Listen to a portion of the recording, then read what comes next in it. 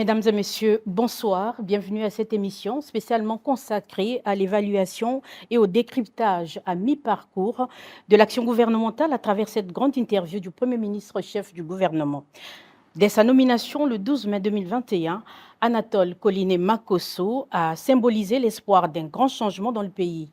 Un espoir entériné un mois plus tard, le 21 juin 2021, par la présentation au Parlement du programme d'action du gouvernement étalé sur 12 batailles.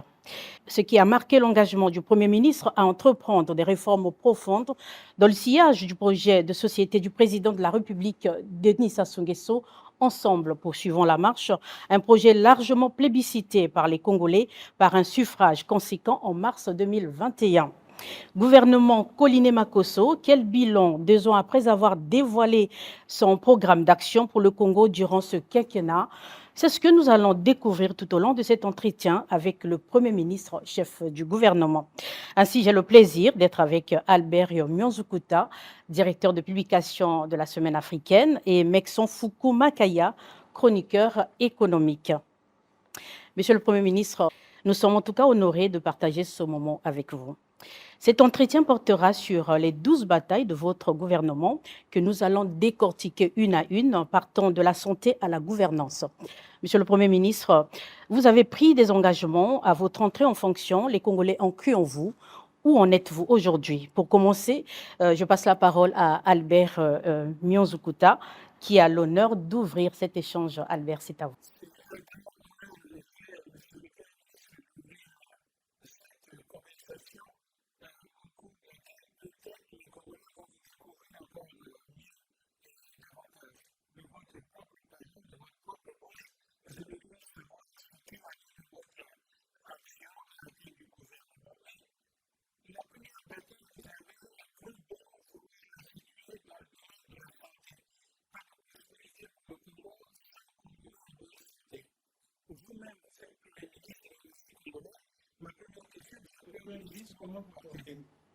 Ben, très bien, merci beaucoup.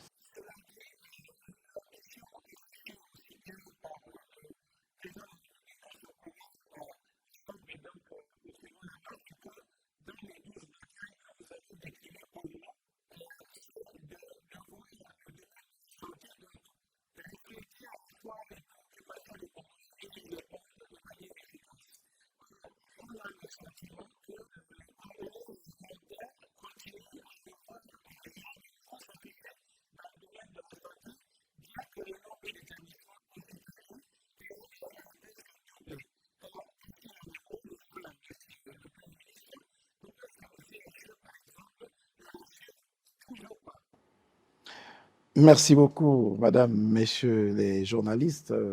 C'est moi plutôt qui vous remercie d'avoir trouvé du temps pour venir nous interroger sur la mise en œuvre des batailles que nous avons annoncées devant les députés à l'Assemblée nationale.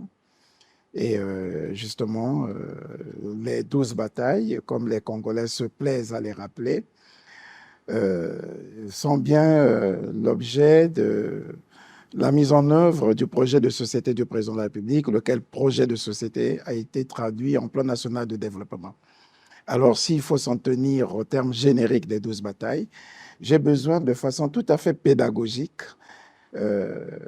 vous rappeler que les 12 batailles comportent des engagements. Vous l'avez dit tout à l'heure, mais les Congolais n'ont pas l'habitude, je me pose la question si réellement ils ont lu ce programme d'action du gouvernement, ils parlent des 12 batailles sans en connaître parfois le contenu. Alors, parlons de la santé, qui est la première bataille. Il y avait 7 engagements que le Premier ministre avait pris dans la mise en œuvre de cette bataille, justement. Il y avait 7 engagements. Nous étions en période Covid. Le premier engagement du Premier ministre était d'élargir la couverture vaccinale. Créer les conditions pour que les Congolais se fassent vacciner pour endiguer la maladie. Le deuxième engagement, c'était sensibiliser les populations. Et nous avons voulu engager tout le monde dans ce travail de sensibilisation, en commençant par les députés qui étaient devant nous. Le troisième engagement, c'est améliorer le plateau technique pour permettre la prise en charge immédiate des malades et, bien entendu, améliorer l'offre de soins. Le quatrième engagement, c'est dans le sillage de ce qu'avait dit le président de Denis Sassou Nguesso, le président de la République dans son projet de société, achever et opérationnaliser les 2 hôpitaux généraux de Djiri et de Patra. Le 5e engagement, c'était poursuivre l'achèvement des travaux des autres hôpitaux généraux en faisant l'effort d'en construire au moins 2 par année. Le 6e engagement, c'était promouvoir la réforme hospitalière. Et le 7e engagement, c'était permettre à tous les Congolais d'avoir accès aux soins au travers de l'assurance maladie. Un problème, lorsqu'il n'est pas bien posé, il ne pourra pas trouver de solution. Il faut donc qu'on interroge le Premier ministre de quelle manière il a exécuté ses engagements. Le premier engagement, oui, la couverture vaccinale. Un grand travail a été fait. Nous avons créé pratiquement 146 centres de vaccination dans une période aussi difficile. Mais comme il fallait rapprocher la vaccination des populations qui étaient hésitantes, il fallait renforcer les centres de vaccination par des unités mobiles. Près de 17 unités mobiles avaient été mises en chantier pour permettre au personnel de santé de se rapprocher des populations et assurer la couverture vaccinale.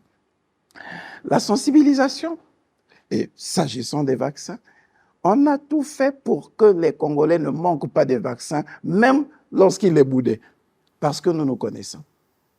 Si on n'avait pas rendu disponibles les vaccins, les Congolais, quand bien même ils ne voulaient pas se faire vacciner, auraient dit « il n'y a pas de vaccin, le gouvernement ne fait rien ».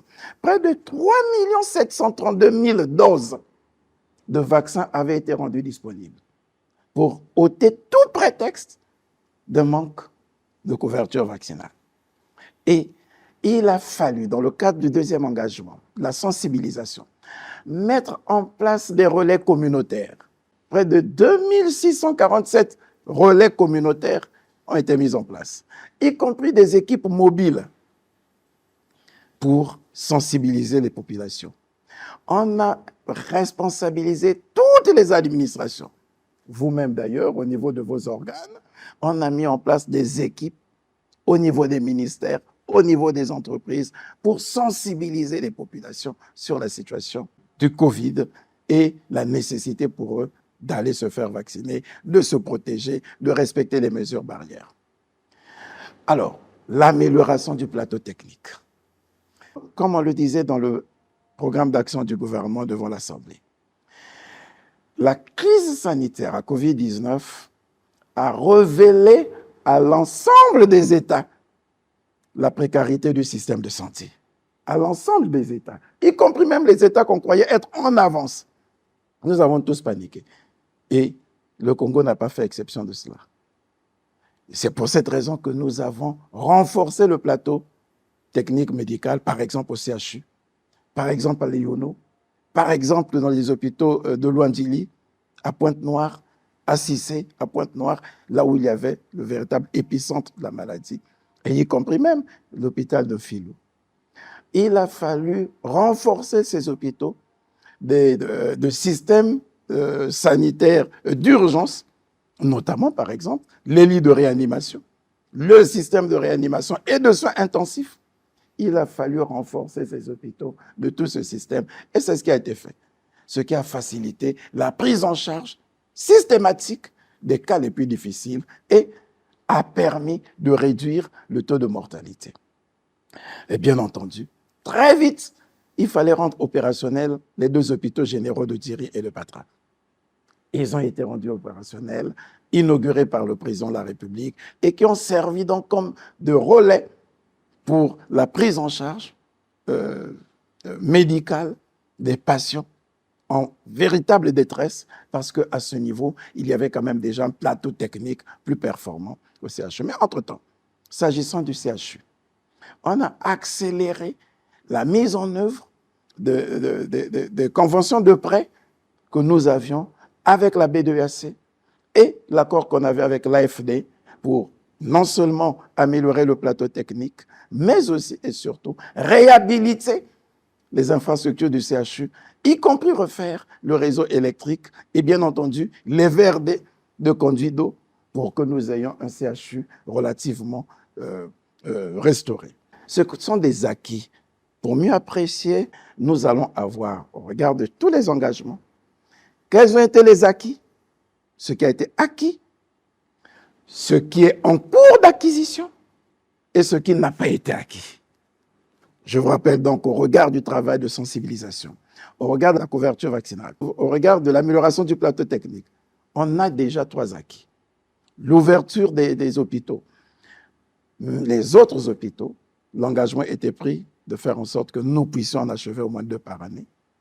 Cette année, il a été retenu l'hôpital général de Ouesso, dans la Sanga, l'hôpital général de Sibiti, dans la Lekoumou.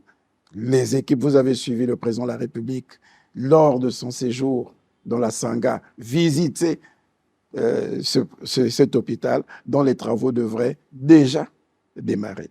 Ensuite, nous avons la réforme hospitalière avec la réactivation de tous les districts sanitaires. Près de 45 districts sanitaires sur toute l'étendue du territoire national sont en pleine réhabilitation, en pleine harmonisation pour leur permettre de garantir les soins à nos populations.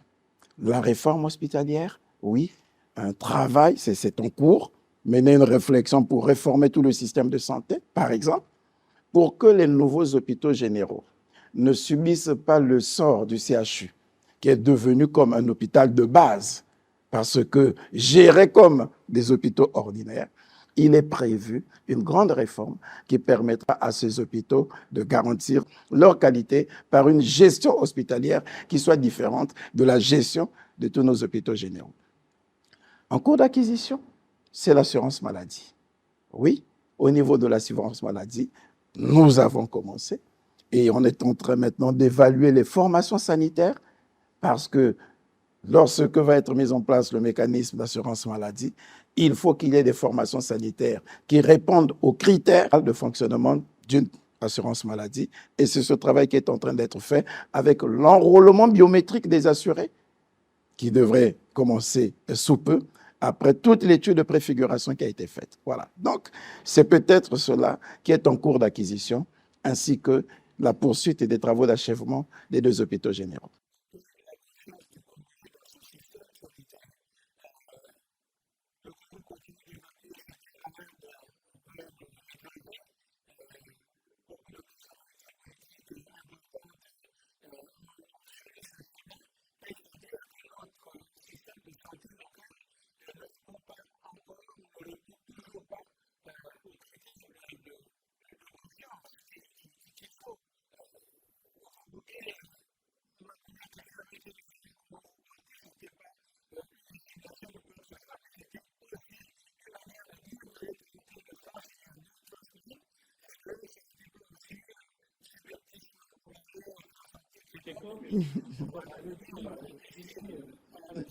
Non, ça n'a pas été le cas. Ça n'a pas été le cas, oui. Nous comprenons effectivement la difficulté, la peine qu'éprouvent les Congolais lorsqu'ils voient nos hôpitaux et ils se disent, il y a comme une sorte de crise de confiance et vous avez eu le temps de le dire. Alors, j'ai besoin de nous dire d'abord une chose. La première raison qui faisait que nous puissions évacuer systématiquement nos compatriotes à l'étranger, c'était un grave déficit d'imagerie médicale. La difficulté qu'on avait de faire un scanner ici, lorsqu'on est attaqué, il n'y en avait presque pas dans nos hôpitaux, jusqu'à une certaine période. Ce n'est que vers les années 2010 que nous avons commencé à voir quelques scanners dans certains hôpitaux, y compris dans les privés. Le manque de ce qu'on appelle l'IRM, l'imagerie à résonance magnétique. Aujourd'hui, ça va être chose faite. Tout comme bien d'autres équipements qui sont fonctionnels dans les hôpitaux de Djiri, de Patra, à l'hôpital Idit Lissibongo, Ondiba, à Oyo. L'autre chose, c'est l'expertise médicale. Les médecins, les professeurs, ainsi de suite, quoique étant de grande expertise, mais c'est dans la mentalité du Congolais. Il n'a toujours pas tout à fait confiance parfois à son propre produit, y compris à son compatriote. Et on a toujours tendance à penser que ailleurs, c'est mieux. C'est pas impossible, ils ont plus d'expérience que nous, ils ont un plateau plus performant qu'ils expérimentent depuis bien longtemps. Nous, on est en train de commencer. Et c'est pour cette raison que nous mettons un accent particulier sur le capital humain, la formation des médecins. Ceux-là que nous avons formés à Cuba, près de 245 sont rentrés, et tous les autres personnels médicaux que nous avons. Donc, oui, on peut dire que jusqu'à aujourd'hui, le Congolais n'a pas encore tout à fait confiance à son système médical, mais au regard de ce que je viens de vous dire, on peut penser que nous sommes en cours d'acquisition de cette confiance des Congolais sur leur système de santé.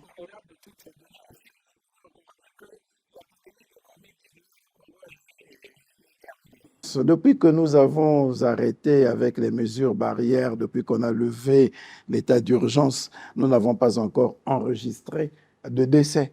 Voilà, nous n'avons pas encore enregistré de cas. On peut supposer que, effectivement, la pandémie a été maîtrisée.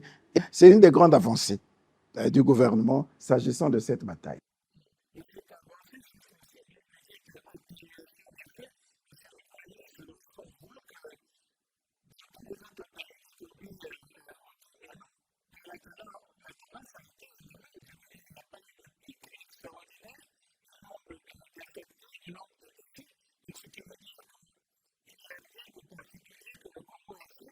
Très bien. Vous savez, nous avons toujours l'habitude de penser d'une chose lorsqu'on l'a réussi qu'elle était banale. Voilà, c'est ça. Et moi, je vous comprends. C'est comme l'air. On ne se rend compte de son importance que lorsqu'on en est privé. Maintenant que nous respirons, on se dit, oh, ce n'est rien du tout. Mais je voudrais vous rappeler que le Congo, comme certains d'autres pays d'Afrique, était parmi ceux qu'on vouait à l'apocalypse. On disait qu'ils ne vont pas tenir. Et vous avez bien vu que autour de nous, il y en a qui ont eu des situations plus dramatiques que les nôtres. Mais comme l'effet, peut-être pas escompté, prédit, n'est pas celui que nous avons connu pour les Congolais, ce n'était rien. Le Congo n'a fait aucun effort supplémentaire. Alors, si nous n'avons fait aucun effort supplémentaire, l'investissement que nous avons réalisé nous sert aujourd'hui. Vous voyez, les jeunes experts, les automates que nous avons dans les différents hôpitaux. Je vous ai parlé des structures de soins intensifs que nous avons améliorées. Je pense qu'il y a quand même beaucoup d'acquis. Voilà.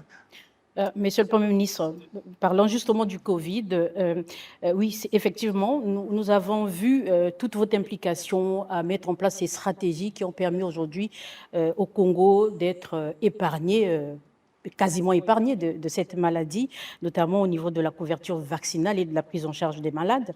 Mais il y a quand même une préoccupation au niveau international qui reproche au Congo d'avoir mal géré le fonds Covid. Qu'est-ce que vous en dites, Monsieur le Premier ministre? Nous avons suivi la polémique, ce n'est pas encore le débat, parce que nous n'avons pas encore été interpellés sur la question. On a lu les rapports. Je rappelle simplement que le gouvernement a géré la pandémie dans le cadre d'un dispositif bien encadré, en passant par l'état d'urgence. Et la Constitution définit les modalités d'exercice d'un état d'urgence, depuis son institution jusqu'à la fin. Et les lois sur l'état d'urgence font obligation au gouvernement de produire un rapport. Le rapport est élaboré. Il va être présenté au Parlement. Il a même été soumis aussi à un cabinet privé. Et à partir de ce moment, lorsque ce rapport sera présenté, sera rendu public, comme nous l'exige la Constitution et la loi sur l'état d'urgence, les Congolais verront si les fonds Covid ont été mal gérés. Et s'il est établi au travers de ce rapport que les fonds Covid ont été mal gérés, nous avons une obligation de redevabilité, de responsabilité, et nous prendrons les dispositions qui s'imposent pour que ceux qui pourraient être présumés auteurs ou coupables de malfaçons rendent compte et répondent de leur mégestion. Revenons un petit peu sur le plateau technique de nos hôpitaux ici au Congo. Vous avez rassuré tout à l'heure de ce que le grand travail a été abattu pour que le Congo soit confiant de son système sanitaire. Il se poursuit. Il se poursuit. Non, il se poursuit. D'accord. Un travail a été amorcé et il se poursuit J'ai une pour petite rétablir question. cette confiance. Une petite question pour garantir cette réponse. Est-ce que vous, Monsieur le Premier ministre, vous vous soignez, vous faites soigner ici au Congo? Bien sûr, si, Marie. Et votre gouvernement aussi?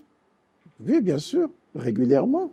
Cela n'empêche pas quelqu'un qui se retrouverait à un endroit où il estime qu'il peut renforcer.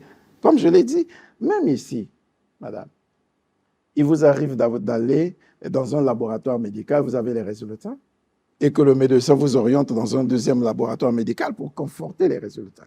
Donc, c'est ce qui peut faire à ce que quelqu'un qui se soigne régulièrement ici, lorsqu'il se trouve en Europe, psychologiquement se disant qu'il y a peut-être meilleurs soins, il y a peut-être d'autres investigations qui peuvent être menées dans tes laboratoires, dont il peut être plus sûr du résultat que ceux qu'il a déjà, qu'il puisse le faire. Mais n'empêche que lorsque nous sommes tous malades, mais nous nous rendons dans nos hôpitaux, ce sont les mêmes médecins qui nous consultent. Sans doute que si je ne vais pas systématiquement dans un centre de santé intégré, si je ne vais pas systématiquement au CHU, le médecin se fera plaisir de venir me consulter à la maison. Ce sera le même médecin. Il me prescrira une série d'examens à faire. Je ne les enverrai pas en France. Je ne les enverrai pas, je ne sais pas, dans n'importe quel pays, au Maroc ou partout ailleurs. Je vais les faire dans les mêmes laboratoires. Visitez les hôpitaux. Visitez les laboratoires. Vous verrez si vos dirigeants ne fréquentent pas ces établissements, plutôt que de rester dans les a priori. Et qu'en est-il à propos du cancer? C'est l'une des raisons des évacuations. Et vous le savez déjà, au niveau des établissements comme Djeri, Patra, le travail qui va être fait à partir de ce moment, c'est renforcer le plateau technique.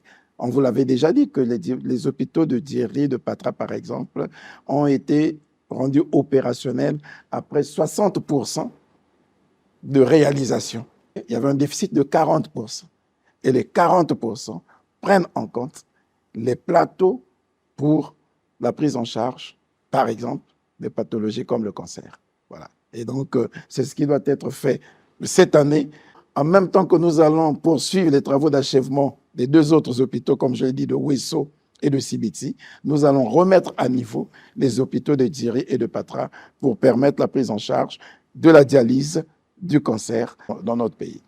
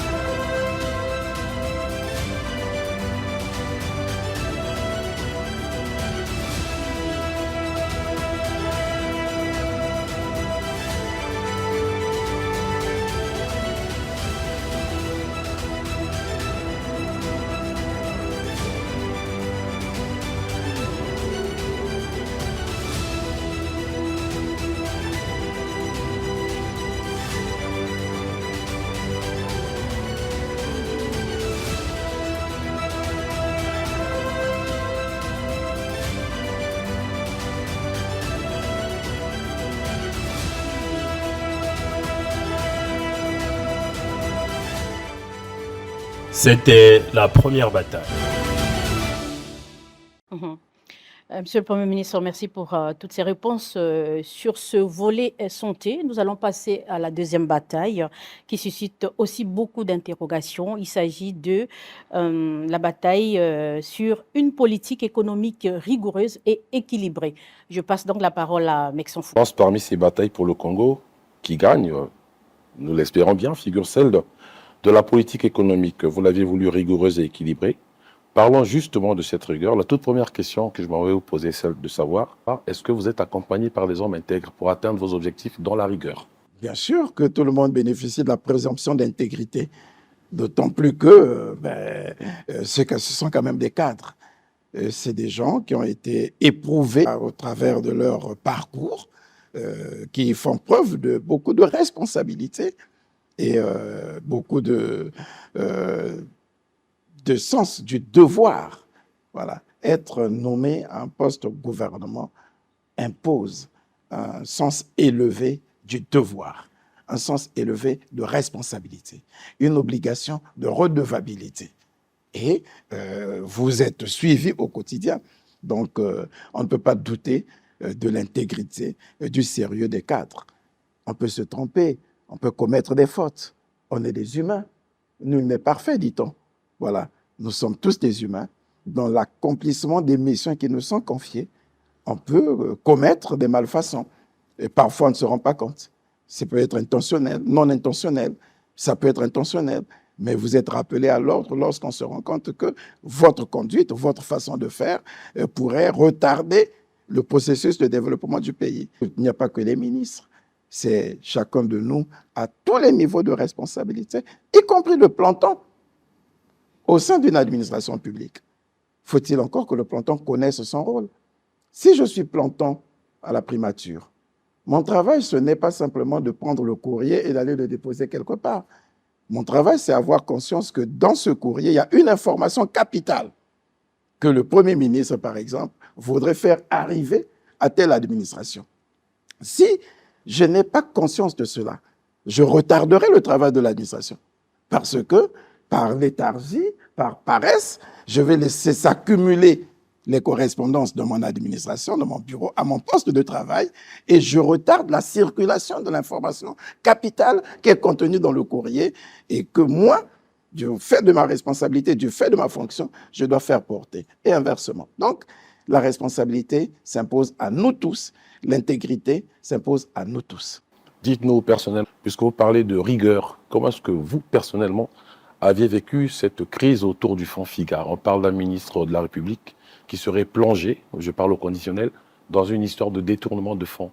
En ce moment-là, que deviendrait la soutenabilité de cette dette, puisque la pépinière, les start-up sont pratiquement détruites en ce moment-là? Cela se gère conformément au texte, conformément à la Constitution, conformément aux lois. Avez-vous été choqué en apprenant cela? On est tous choqués d'apprendre tout ce qui est dit sur nous, que ce soit vrai ou faux. Est-ce que c'était vrai pour le fonds FIGAR? Nous le saurons lorsque toute l'action qui a été engagée de contrôle politique, judiciaire, administratif, qui a été engagée, sera conduite à son terme. Voilà.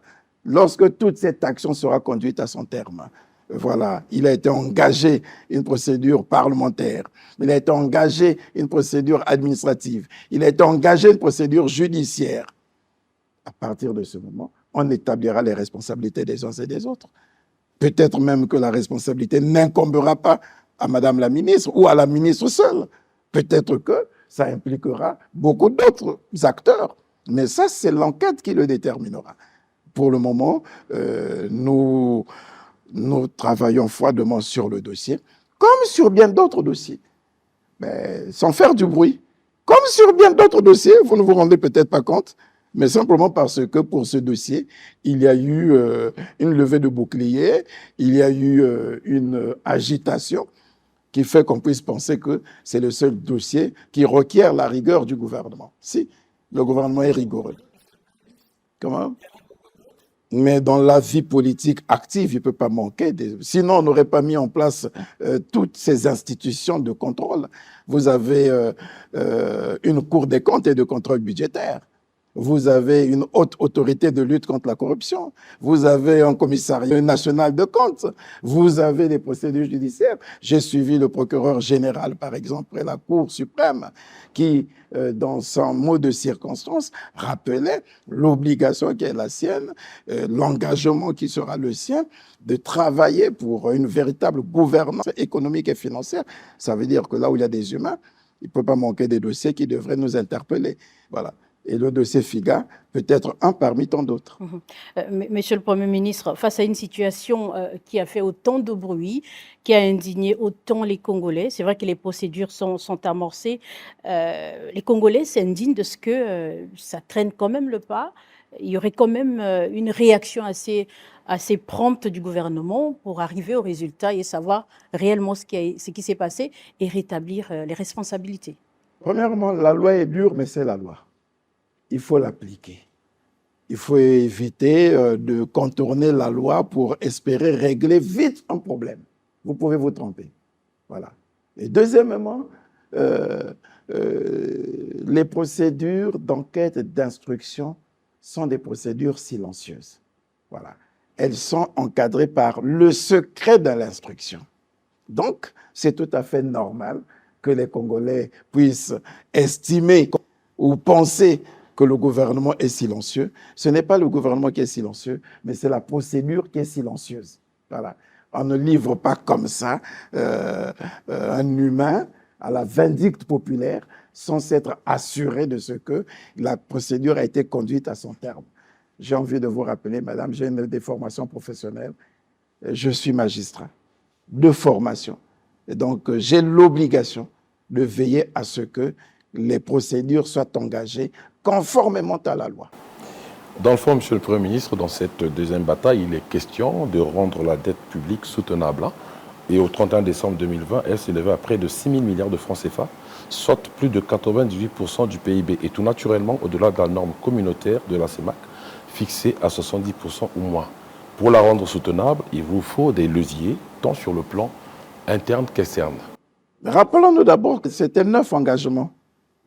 J'insiste sur cette façon pédagogique parce que j'entends parler les Congolais, y compris les journalistes. Je suis surpris parfois par les analyses que vous faites, les raccourcis qui sont faits. 12 batailles, aucune n'a été remportée. On ne sait pas ce que c'est. Donc même le journaliste qui le dit, même l'intellectuel qui le dit, ne sait pas de quoi il parle. Ça ressemble à un élève qui est dans une salle de classe. On a présenté un problème au tableau. Il n'a pas lu le problème. Et il commence à écrire. Je ne sais pas où est-ce qu'il va trouver la solution s'il n'a pas lu l'énoncé. Voilà. Pour permettre à l'élite d'apprécier l'action du gouvernement au regard des 12 batailles exposées devant les députés à l'Assemblée nationale. Il faut avoir lu les 12 batailles. Comme, je ne doute pas, qu'ils ont lu le projet de société du président. Comme, je ne doute pas, mais ça m'étonnerait qu'ils ont lu le plan national de développement. Nous l'avions lu, Monsieur le Premier ministre, je peux vous rassurer. Et c'est pourquoi je vous pose l'action de savoir. Alors, parlons des 12 batailles. Vous l'avez peut-être lu. C'est pour ça que je vous pose l'action de savoir quels sont vos leviers sur le plan interne qu'externe. C'est peut-être parce que vous l'avez lu que je ne vous ai jamais suivi aborder cette question avec légèreté, comme je l'entends de la part de certains acteurs, y compris ayant assumé des plus hautes responsabilités dans ce pays. Nous l'abordons avec vous maintenant, Monsieur le Premier ministre. Voilà, avec une certaine méthode. Quels sont vos leviers, Monsieur le Premier ministre, sur le plan interne et externe? Alors, je suis heureux que vous notiez déjà que la dette qui avait été estimée à près de 108 à 110% du PIB en 2011 est ramenée à 93,2% du PIB en fin 2022, en décembre 2022, et certainement à 91% à l'heure où je vous parle. Ce qui veut dire qu'un travail important a été fait. Quels sont les leviers qui ont conduit justement à cette réduction de la dette? Eh bien, c'est la rigueur de la gestion de la dépense publique, d'abord. La rigueur dans le paiement de la dette internationale, extérieure comme intérieure. Voilà. C'est la discipline budgétaire. C'est aussi, je ne peux pas le nier, l'amélioration des recettes pétrolières. Parce que nous avons quand même connu une période où on a eu une certaine, une forme d'embellie, une forme, on pourrait l'appeler comme ça, de boom pétrolier, où le baril de pétrole était vendu sur le marché à près de 100 $, 100 et quelques dollars. La discipline budgétaire que nous nous sommes imposés, l'ensemble des mesures que nous nous sommes imposées, nous ont permis de commencer à liquider petit à petit cette dette extérieure, de rétablir la confiance avec l'ensemble des partenaires. C'est aussi un élément important, c'est un des engagements. Il ne s'agit pas seulement de rendre la dette publique soutenable, elle ne l'est pas encore, je peux vous le dire, mais elle est quand même viable, parce que l'objectif, vous avez dit, c'est la ramener au moins à 70% pour respecter les critères de convergence de la CEMAC, mais sinon à moins de 70%, on l'espère, et c'est le pari. Mais pour le moment, le fait de l'avoir fait partir de près de 110% à 91, 92 ou 93% en ces temps-ci, c'est un acte assez fort qu'il faut que les Congolais comprennent, qu'ils ne le méprisent pas, parce qu'ils vont penser que ce sont les efforts du Premier ministre. Non, ce sont les efforts des Congolais. Voilà, pour que nous nous soyons imposés cette rigueur budgétaire, cette rigueur dans la gestion de la dépense, que nous nous soyons tous sacrifiés pour commencer à payer la dette en disant qu'ils paient ces dettes s'enrichir. C'est un effort des Congolais. Les Congolais méprisent parfois leurs propres efforts parce qu'ils pensent que ça peut profiter à un individu. Non, ce n'est pas l'effort du Premier ministre. C'est la rigueur, la voie tracée par le président de la République, acceptée par les Congolais, qui acceptent de se sacrifier, de geler même parfois leurs propres avantages, leurs propres créances qu'ils ont vis-à-vis de l'État, de nous donner la possibilité de privilégier la dette extérieure que nous avons accumulée au cours des années. Ce sont tous ces efforts qui ont permis cette réduction et nous devons poursuivre ces efforts pour que nous soyons à mesure de ramener cette dette jusqu'à moins de 70%. Pourquoi pas à moins de 50%? Voilà, c'est cet effort qu'il faut faire. Et pour y arriver, nous avons conclu avec le Fonds monétaire international. C'était le deuxième engagement. Là encore, vous pouvez penser que c'est quelque chose de très facile, mais on a oublié qu'entre 2014 et 2019, on avait du mal à conclure avec le Fonds monétaire international. Et qu'à peine avons-nous conclu avec le Fonds monétaire international en 2019, en 2020, le programme s'est arrêté, nous n'avons pas pu le conduire à son terme. Il a fallu, pour des gens qui vous ont presque rejeté, un grand travail pour rétablir la confiance et réussir à conclure un nouveau programme avec le Fonds monétaire international pour la facilité élargie de crédit. C'est ce que nous avons fait et ce n'était pas facile, je peux vous le dire. Voilà. Tout à fait, c'est pas facile, d'autant plus que l'augmentation de l'essence à la pompe cause un problème entre le gouvernement congolais et le FMI. Nous allons y arriver. arriver. On fait quoi Est-ce que le pétrole, plutôt l'essence à la pompe, finalement, le prix sera augmenté? Il faut bien que les gens le savent. J'étais en train de rendre hommage aux Congolais pour les efforts, pour qu'ils ne méprisent pas leurs propres efforts. Conclure le programme avec le Fonds monétaire international imposait un programme économique et financier avec des mesures structurelles à prendre et qui sont très rigoureuses que les Congolais devaient supporter. Si aujourd'hui, nous sommes arrivés jusqu'à la 3e revue qui venait d'être conclue il n'y a pas longtemps et qui va faire l'objet d'un examen du dossier du Congo au prochain conseil d'administration, c'est simplement parce que les Congolais ont accepté de respecter toutes les mesures, y compris celles portant sur l'augmentation des prix des produits pétroliers. Et nous avons une discussion rude avec le Fonds monétaire international, qui estime, comme on l'a fait dans tous les pays en programme, qu'il nous faut augmenter les prix des produits pétroliers de 65%. Et pour cause, je crois vous l'avoir dit, lorsque je présentais le programme d'action du gouvernement, en parlant de l'énergie, il faut que les Congolais acceptent de payer le juste prix s'ils veulent bénéficier de la meilleure qualité des services publics d'électricité. Je l'avais dit devant l'Assemblée. On n'avait même pas encore conclu avec le Fonds monétaire international. C'est les règles de l'économie. Paix à son âme, le Premier ministre Clément Mwamba, lorsqu'il présentait à son tour le programme d'action de son gouvernement en 2016, il avait dit « Nous devons nous ajuster nous-mêmes pour ne pas subir un ajustement de l'extérieur. » C'est justement pour nous préparer à nous éloigner désormais des modèles économiques et sociaux que nous avons épousés depuis des années, que nous avons hérités de notre passé communiste ou socialiste, j'ai envie de le dire. Il faut que nous soyons en mesure d'affronter la réalité des prix. Et c'est pour cette raison que dans ce programme, le Fonds monétaire international avait établi que pour que la compagnie d'électricité fonctionne normalement, pour que le carburant soit rendu disponible et que les Congolais aient un meilleur accès à ces produits, il faut augmenter le prix du carburant de 65%. Ce qui permet de réduire les subventions. Parce que fait le Congo? En fait, c'est une fuite en avant. Le Congo dit, moi je veux que mes Congolais achètent le carburant à moindre prix. Je veux que les Congolais payent l'électricité à moindre coût, que ça soit moins cher, dans l'intérêt des Congolais. C'est pour cette raison que nous achetons notre carburant au prix que nous connaissons. Mais puisque les sociétés ne pourront pas fonctionner normalement à ces prix, le Congo dit quoi? Le manque à gagner, moi je le paye. Je mets 300 milliards pour couvrir le manque à gagner pour que vous n'augmentiez pas les prix des produits pétroliers, pas l'électricité. Le Fonds monétaire international vous dit, mais ça sont des politiques d'hier. Un État communiste peut faire ça. Le babouvisme peut se plaire dans une chose pareille. Mais un État socio-libéral, dans ce contexte où tout est désormais libéralisé, c'est grave parce que vous ne pouvez pas tenir.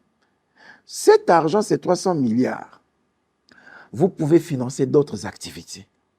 Par exemple, les voiries urbaines. Par exemple, l'éducation des enfants. Par exemple, la santé. Vous parlez d'améliorer le plateau technique. Vous avez signé un accord de prêt avec la BDAC. L'AFD va vous donner peut-être 6 milliards pour améliorer le CHU. Mais il suffit de supprimer les subventions ou de les réduire en laissant le Congolais supporter sa propre consommation en carburant et en électricité. Ça vous permettra d'avoir de l'argent, de la ressource nécessaire pour financer tout ce que vous n'avez pas pu financer entre-temps. Vous voyez, je vous parlais des choix et des modèles économiques. C'est très difficile, même au sein d'un gouvernement, d'avoir la convergence de vues sur cette question. Il faut trouver le juste milieu. Et le juste milieu, c'est le président de la République qui est en train de se battre pour nous le trouver. Il a d'abord dit, en janvier 2022, moi, augmenter de 65%, je ne suis pas d'accord. Je peux accepter, et difficilement, une augmentation de 5%. Il est allé jusqu'à Washington pour obtenir cela. Il a discuté avec la directrice générale du Fonds monétaire international. Manque de peau pour nous.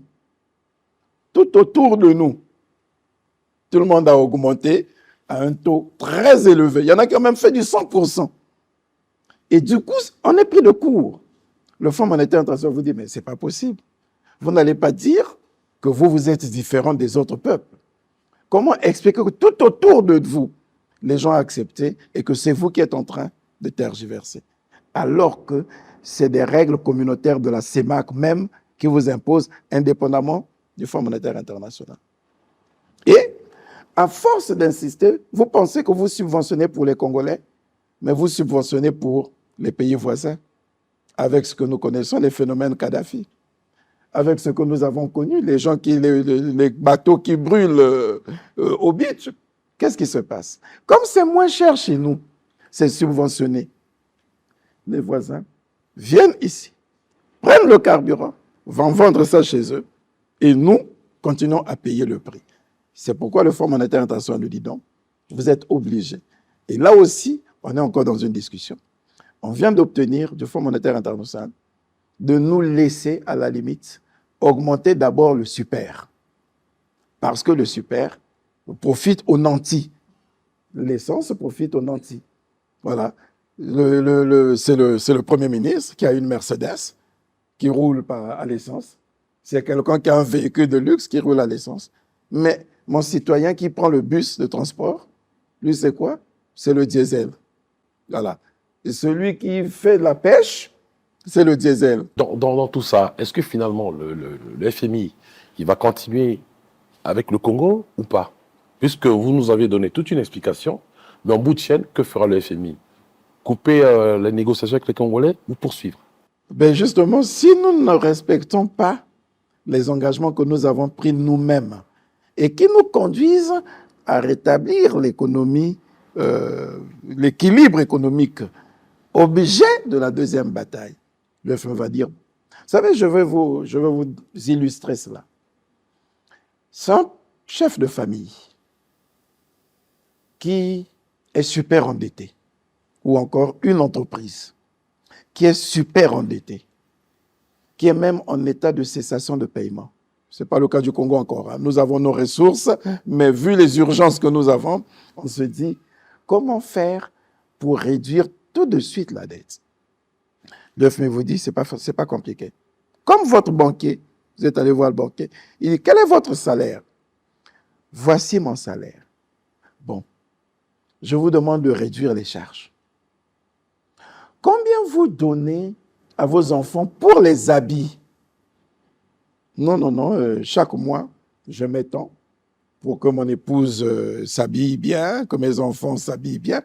Il dit, mais est-ce que vous ne voyez pas que si vous réduisez les charges avec les habits, tout le luxe que vous avez avec vos parents, avec votre famille, vous pourrez dégager de la marge pour commencer à payer votre dette, de sorte que jusqu'à telle période, votre dette est apaisée et vous pouvez reprendre votre vie normalement. Voilà, faire ce que vous faites. Vous donnez combien à vos parents? Papa, maman, les enfants, les frères, toutes les charges. Non, je donne tel montant. Oui, mais commencez à réduire. Expliquez aux autres qu'ils apprennent eux aussi à travailler durement. Expliquez que vous êtes dans une situation d'endettement qui ne vous permet plus de faire face aux engagements que vous aviez par le passé. Et puis on vous accompagne. Et puis, quand vous aurez fini tout ça, vous aurez en 3 ans, on espère, ramené votre dette à un niveau soutenable. Vous pouvez dire, bon, FMI, maintenant ma situation est correcte. Je pense que le programme est fini, oui. Ta situation est devenue normale. Si tu es intelligent, tu tires les leçons de ce programme. Et même n'étant plus en programme, tu gères toujours avec rigueur. Tu gardes les mêmes habitudes pour bien développer ton pays. Si tu es inconscient, tu es bon, j'ai fini le programme, je recommence. Et je l'espère que ce ne sera pas le cas pour le Congo. Après 3 ans de programme que nous aurons conduit à son terme, et on aura réalisé quelques marges, réduit notre dette, on va tirer les leçons pour dire, bon, finalement, pour ne plus courir le risque de revenir en programme, on va maintenir ce train de vie. D'où l'augmentation des produits pétroliers. Les 300 milliards que nous subventionnons pour payer l'électricité à quelqu'un qui n'est même pas tenu d'éteindre l'ampoule excusez-moi de le dire, dans sa salle de bain, qui n'est même pas tenu. Il a fini avec la salle de bain. Il n'était même pas, il est sorti. L'électricité passe et la facture va arriver. Au lieu de payer 500 000 francs, l'État va payer pour ce consommateur inconscient 350 000 et lui, il va payer que 150 000 alors qu'il a mal géré le courant. Le FMI dit, mais vous n'allez pas continuer à faire ça. Arrêtez de subventionner les compagnies parce que même si vous subventionnez, on n'a aucune garantie que les gestionnaires de ces compagnies n'abusent pas dans les dépenses de leur fonctionnement. Parce qu'on se retrouve avec l'argent que l'État paye comme ça, on peut multiplier des missions, on peut avoir dans le fonctionnement une certaine légèreté. On dit non, laissez le Congolais payer son carburant comme il doit le faire. Laissez le Congolais payer son électricité comme il doit le faire. L'argent que vous mettez là, nous allons vous dire là où vous allez les mettre. C'est pour cette raison que, par exemple, les 5%, les marges de 5% que nous avons eues, vous avez vu les travaux de voirie qui se font à Brazzaville. Eh bien, c'est financé par ce qu'on aurait mis là. Vous avez vu qu'on a accéléré la construction du centre d'Aubeville pour que ça serve de centre de rééducation des jeunes. Avec cette ressource, on a rénové un centre de rééducation à Madingu pour accueillir bientôt les jeunes en conflit avec la loi, qui seront formés maintenant à Aubeville. Vous voyez, avec ça. Donc, le FMI vous dit, vous pouvez utiliser cette ressource pour des programmes plus importants qui profitent directement à la population. C'est ce que nous sommes en train de faire. Monsieur le Premier ministre, nous comprenons bien que ce sont les exigences du FMI pour nous aider justement à rendre notre dette soutenable. En revenant justement sur ce point carburant, c'est vrai qu'il y a quand même des habitudes qui se sont installées dans la vie des Congolais. Et nous connaissons tous le train de vie d'un Congolais. À côté du carburant, il y a aussi les taxes qui vont avec. Pendant ce temps, l'état des routes laisse à désirer. Vous payez les taxes. Entre-temps, ce sont les mêmes routes pour lesquelles vous payez les taxes qui dégradent vos véhicules. Alors, quelle est votre assurance aujourd'hui à garantir l'amélioration de cette situation auprès des Congolais en attendant que la situation des voiries urbaines puisse s'améliorer? Ah ben justement, c'est pour cette raison que très vite, nous avons commencé avec les voiries urbaines. Et en attendant qu'elles s'améliorent, on a supprimé la taxe de roulage. Voilà une façon d'encourager, avec la même ressource. C'est-à-dire, les 5% supplémentaires que vous avez payés, madame, pour le carburant, pour votre véhicule, on a comptabilisé pour dire, réhabilitons vite les voiries urbaines. Et vous avez vu la mairie de Brazzaville, la mairie de Pointe-Noire s'engager dans ces travaux. Mais on n'aurait pas eu cette ressource maintenant puisque nous avons de sérieuses tensions budgétaires. On n'a toujours pas des ressources nécessaires pour donner aux mairies pour faire ces travaux de voirie en permanence. Donc, on est en train de développer cette approche économique qui nous permet de dire, bon, OK, puisque chacun de nous va mettre un peu d'argent supplémentaire, cet argent supplémentaire, moi, l'État qui devrait payer les 5% à la place de chacun de vous, prend cet argent. Bon, OK. Pour que le transporteur n'augmente pas le prix, je paye pour la taxe de roulage. La mairie a donc un peu d'argent pour la taxe de roulage. Je vous ajoute ceci. Essayez déjà d'arranger les voies. Et puis, nous tenons à vite rendre opérationnel, à relancer la société de transport urbain pour que, effectivement, celui qui veut prendre son taxi à essence, ça veut dire qu'il a de l'argent. Voilà. Le chauffeur de taxi, moi j'ai l'essence, mon essence coûte cher, ma course c'est maintenant 2000 francs. OK. Si tu as l'argent, toi. Si tu n'as pas d'argent, comme ma mère, comme mon petit frère qui est dans le quartier, il dit quoi? Il dit, mais moi je n'ai pas besoin de mettre 500 ou 1000 francs ou 2000 francs dans le taxi. J'ai le transport public urbain. Ça me coûte que 150 francs. Eh bien, je prends et je me déplace. Voilà, c'est pour cette raison qu'on veut rendre vraiment viable ce transport public urbain. On veut relancer, vous avez suivi, le ministre d'État Bouya est en Inde, a rencontré les partenaires d'Exim Bank, avec lesquels nous avions un accord de prêt qui nous a permis de mettre en chantier la société de transport urbain à Brazzaville comme à Pointe-Noire. Mais le financement n'avait pas été libéré en totalité. Nous venons de réactiver pour nous permettre effectivement de relancer les sociétés de transport urbain. Et le troisième engagement, c'était rétablir la confiance avec les autres bailleurs, les autres créanciers. Vous saviez que c'était difficile de renégocier la restructuration de la dette avec les traders. Vous le saviez. Ça a été parmi les raisons qui ont amené le Fonds monétaire international à rompre le programme en 2020. Et nous y sommes parvenus. On a restructuré avec les traders, y compris les plus irréductibles, Glencore et Trafigura. Vous pouvez penser que c'est rien? Ben si. C'était d'âpres négociations. On a rétabli la confiance avec la Banque africaine de développement. avec l'AFD, dont les crédits étaient gelés parce que le Congo n'était plus digne de confiance. Aujourd'hui, avec tous ses partenaires, tous ses bailleurs, la confiance est rétablie et vous revoyez l'Agence française de développement revenir sur les engagements qui étaient bloqués. Vous voyez la BADEA se bousculer au port du Congo. Comme troisième engagement, c'est acquis ou c'est pas acquis? C'est acquis, voilà. Donc, après, nous avons le quatrième engagement. Le quatrième engagement, c'est améliorer la richesse nationale, non pétrolière.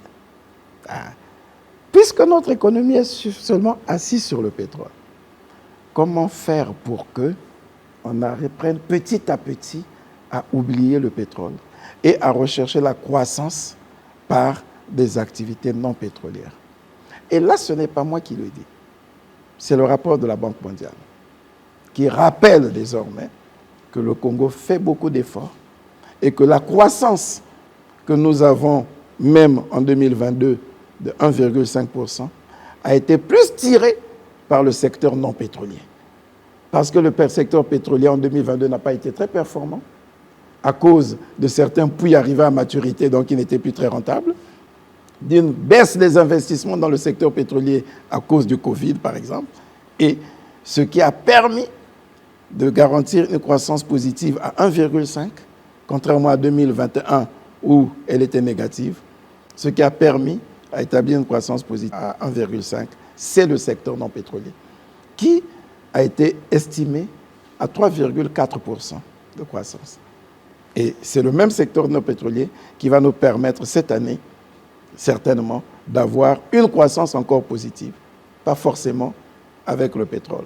La production a repris, c'est vrai, mais le prix du baril, qu'on avait estimé à $85, est aujourd'hui à $70, 71.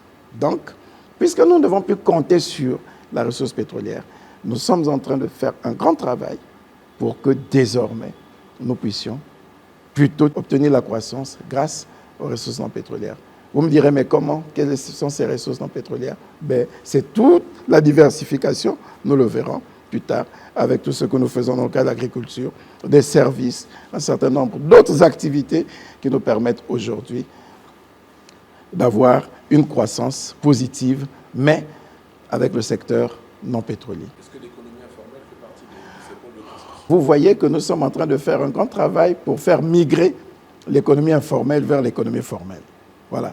Lorsque nous donnons des facilités aux gens de l'économie informelle de mieux se structurer, de créer, y compris même des entreprises individuelles. Vous avez vu qu'on a pris des textes sur les très petites et moyennes entreprises. Toutes petites. Voilà.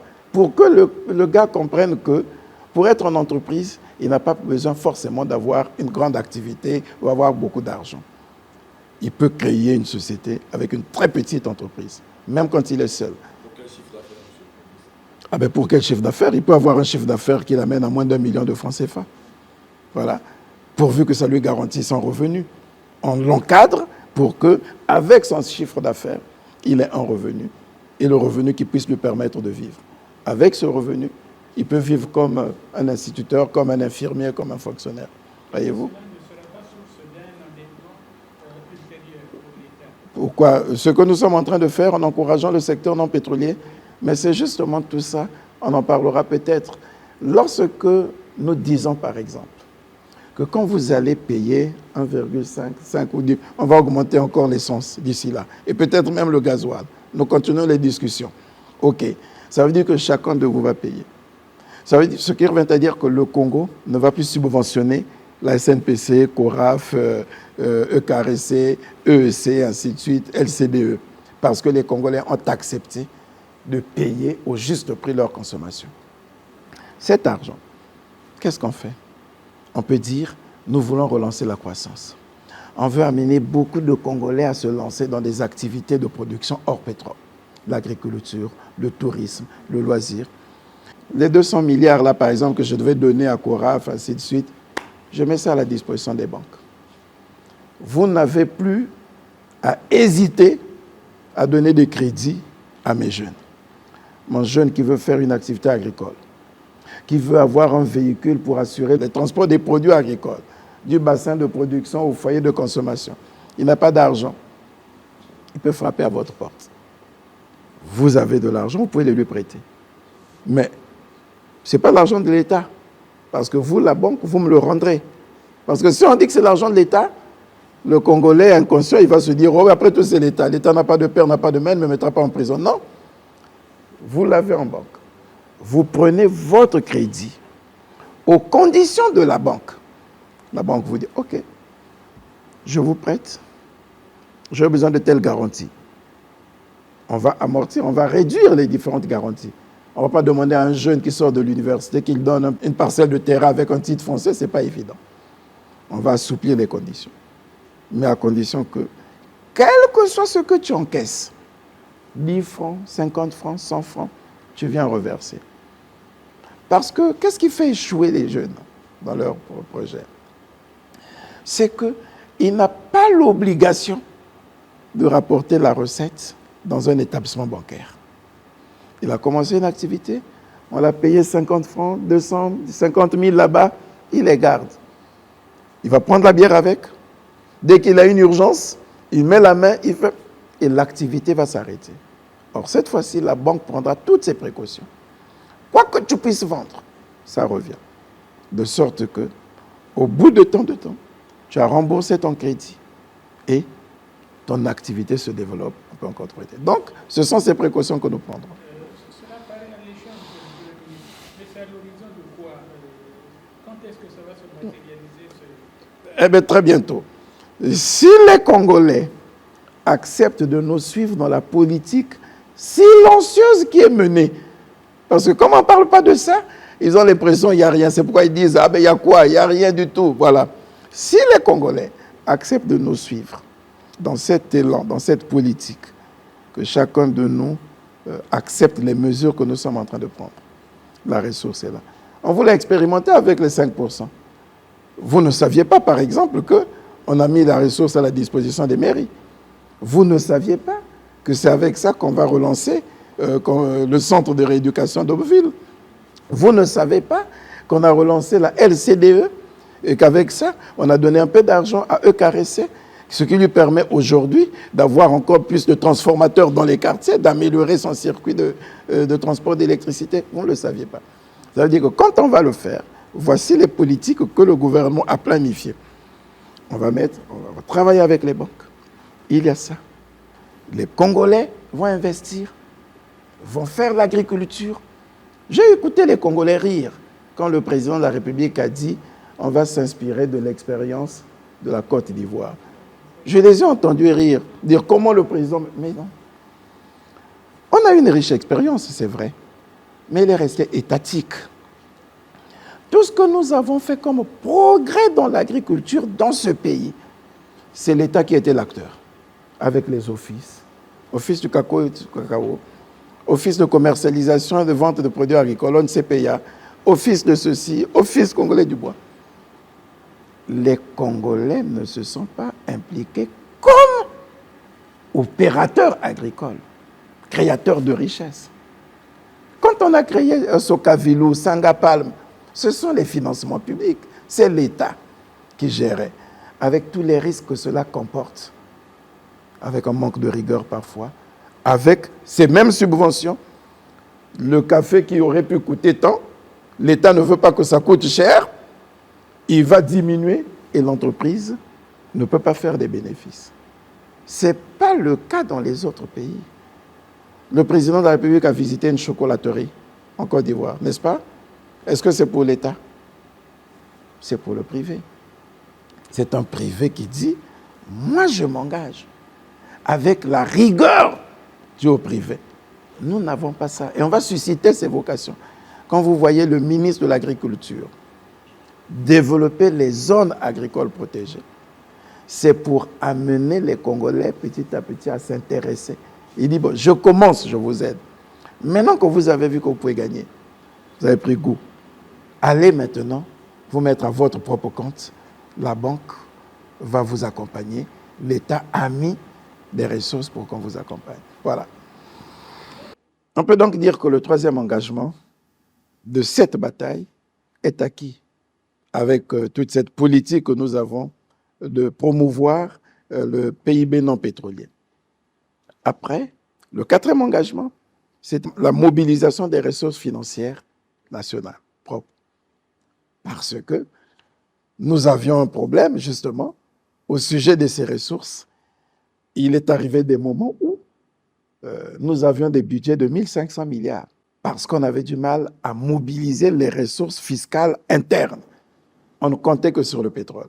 Entre 2014 et 2020, les cours du baril ayant été ce qu'ils ont, donc nous n'avions plus les mêmes ressources qui nous permettaient d'établir le budget à 3 000 milliards, 4 000 milliards. On est descendu à 1 500, 1 800 milliards. Parce que l'illusion qu'on avait de ressources pétrolières nous a freiné l'élan de mobiliser les ressources intérieures, fiscales et douanières. On voit que cette année, par exemple, les recettes fiscales sont mobilisées au-delà de leur performance. Entre janvier et mai, les recettes fiscales ont un taux de recouvrement de plus de 100%. Donc, si on avait prévu, je prends un montant comme ça, 5 milliards pour janvier, nous avons recouvré à plus de 5 milliards en janvier, et ainsi de suite. Parce que c'est un effort qui a été fait pour inciter les gens à payer leurs impôts, et surtout un effort qui a été fait par les administrations fiscales pour recouvrer. Mais on est encore à un taux de recouvrement peu performant, de moins de 60%, je peux le dire.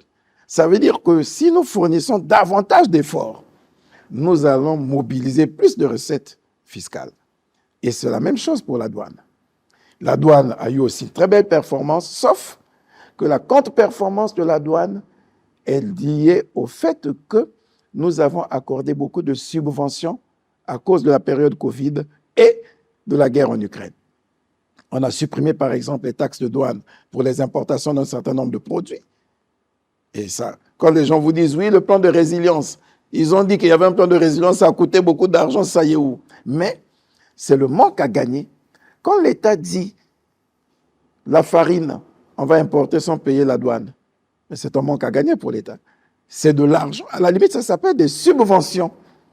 Donc, ce que l'État aurait pu percevoir, l'État ne le perçoit pas pour permettre aux Congolais d'acheter le produit à un prix qui ne sera pas surévalué. Parce que le commerçant n'a pas augmenté ce prix, puisque les taxes qu'il devait payer, il ne les a plus payées, c'est l'État qui les a payées. Donc, nous avons là aussi fait un effort important dans la mobilisation des ressources internes, et c'est ce que nous demandait le Fonds monétaire international, et nous y sommes parvenus. Il y a là-dedans, et toujours, et vous verrez, oui, il faut arrêter avec les transigences fiscales, les exonérations qu'on donnait n'importe comment. Une entreprise, il y a longtemps qu'elle est au Congo. Chaque année, elle doit bénéficier d'une convention d'établissement. Et au titre de cette convention d'établissement, il ne paye pas les impôts sur les sociétés, il ne paye pas telle taxe, il ne paye pas telle taxe, il ne paye pas ceci. On a dit, il faut arrêter ça. Il faut que les entreprises payent. Les exonérations, oui, une ONG a fait venir du matériel, demande une exonération, on accorde l'exonération. N'importe qui fait venir, on va demander là-bas à la douane un enlèvement exonéré. Non. On a arrêté tout ça. Voilà tous les engagements que le Premier ministre avait pris au titre de cette deuxième bataille. Après, bien entendu, vous avez la gestion rigoureuse des finances publiques par la lutte contre les antivaleurs, certains comportements déviants. Oui, on fait un effort. On fait un effort. OK, vous êtes allé en mission. Mais rendez compte de la gestion de la caisse qui a été mise à votre disposition. Et puis, vous n'êtes pas obligé d'aller à toutes les missions. Voilà, on a besoin d'une gestion rigoureuse. On a renforcé la loi de lutte contre la corruption. Vous ne vous êtes peut-être pas rendu compte, mais la loi actuelle est différente, très loin de la loi de 2009. On a pris une autre loi en 2022 pour renforcer les mécanismes de contrôle et de lutte contre la corruption. On a renforcé cette loi par un décret en octobre 2022 pour régir les conflits d'intérêts, faire en sorte que les cadres élevés à des fonctions de responsabilité ne puissent pas se rendre tout le temps coupables de conflits d'intérêts par des actes de corruption, de concussion ou en monnayant certains services. Il y a un dispositif important qui a été mis en place. Voilà. C'est tout ça qui nous permet de dire oui, on va avoir une économie rigoureuse. Voilà. Oui.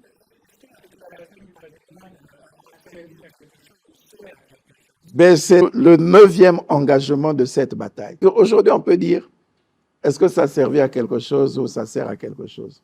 Pendant longtemps, depuis toujours, je peux même dire depuis 2007, même pas avant, puisque la disposition avait même existé dans la Constitution de 92, la déclaration du patrimoine.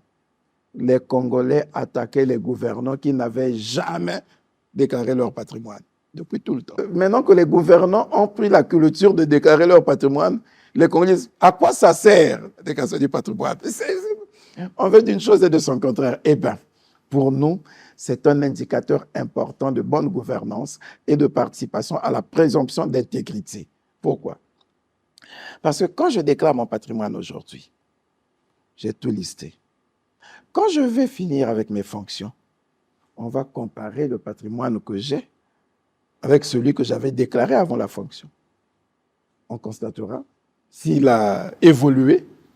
Il faut que je justifie comment j'ai pu faire évoluer mon patrimoine alors que je gagnais tant. Voici les ressources que j'avais. Si j'ai pu avoir un véhicule de plus, une parcelle de plus, il n'y a pas de problème. Mais si d'une parcelle, je suis à 30, 40, bon, je devrais rendre compte. Rien que ça, c'est comme l'épée de Damoclès qui pèse sur vous et qui vous contraint à faire attention avec une acquisition frauduleuse des richesses. Pour qu'il fasse la délation.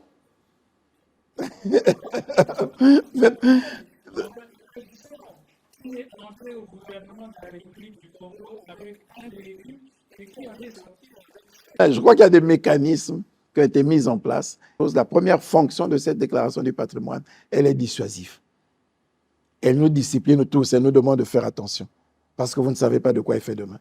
Vous pouvez accumuler des richesses, les comptes sont tracés. Si on sait que vous aviez tant dans votre compte et qu'à la fin, vous vous retrouvez avec telle ressource, vous devez justifier. Donc, ça vous discipline déjà vous-même. Voilà. Et c'est un élément important. Et je peux dire que c'est un acte fort que le gouvernement a posé en prenant tous les textes sur la déclaration du patrimoine et en s'étant prêté à cet exercice. Voilà. Quand j'ai fait ça, je peux supposer que des 9 engagements de cette bataille, il y a 7 qui sont acquis et 2 qui sont en cours d'acquisition. Aucun engagement est non acquis.